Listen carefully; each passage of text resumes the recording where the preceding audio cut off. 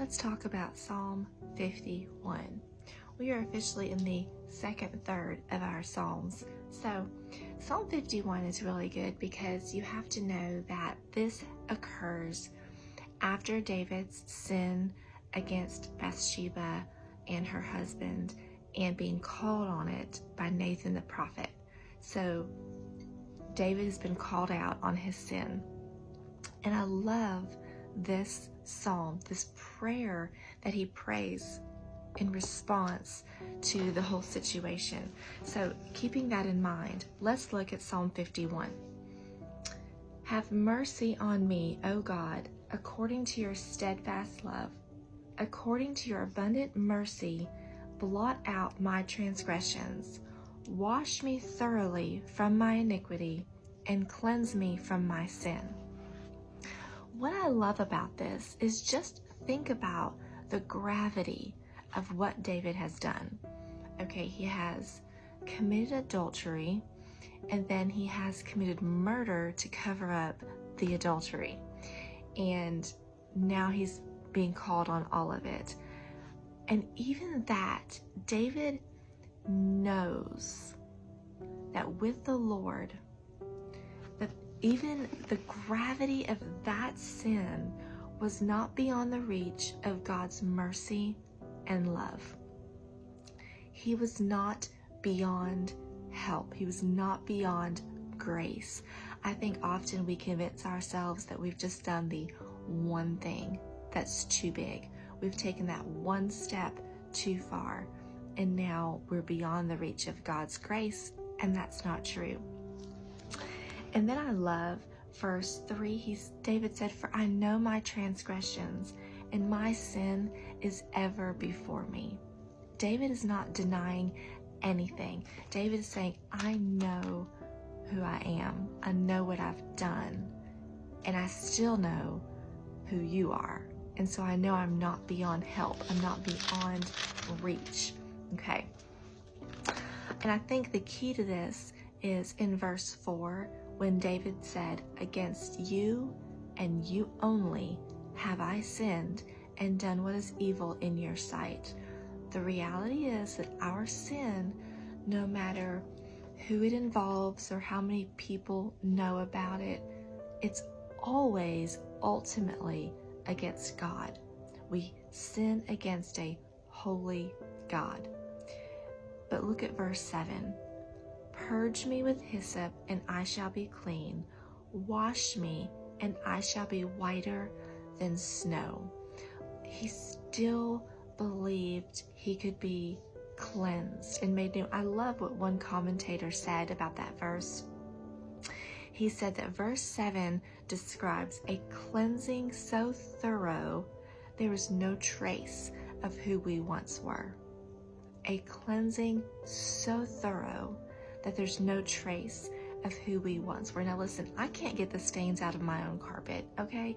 You clean them and they look pretty, and 2 days later, they're just right back. I can't even do that. But God can do a cleansing work in our hearts so thorough that it doesn't matter if it's been a decades long sin. It doesn't matter if it was yesterday we slipped up. It doesn't matter how long it's been there. He can do a cleansing work so thorough that there's no trace of who we once were. And I love that. And then in verse 10, David says, "Create in me a clean heart, O God, and renew a right spirit within me." Verse 12, "Restore to me the joy of your salvation." I love that David still believed that joy was possible. I don't know if you've ever just messed things up really badly. I have.